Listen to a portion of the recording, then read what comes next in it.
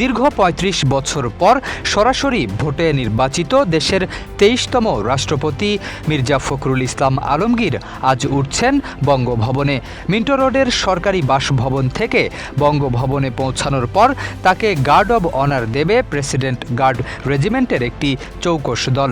রোববার সকাল 10টা 50 মিনিটে মিন্টো রোডের সরকারি বাসভবন থেকে বঙ্গভবনের উদ্দেশ্যে রওনা করবেন রাষ্ট্রপতি মির্জা ফখরুল ইসলাম আলমগীর।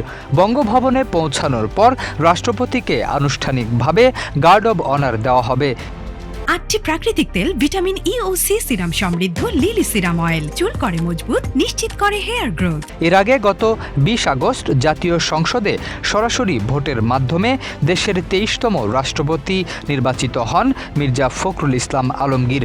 ওই দিন দেশের রাষ্ট্রপতি নির্বাচনের ভোট গণনা শেষে তাকে বিজয়ী ঘোষণা করেন প্রধান নির্বাচন কমিশনার এএমএম নাসির উদ্দিন। পরে শুক্রবার সন্ধে 7:30টার দিকে বঙ্গভবনের দরবার হলে দেশের 23তম রাষ্ট্রপতি হিসেবে শপথ নেন তিনি।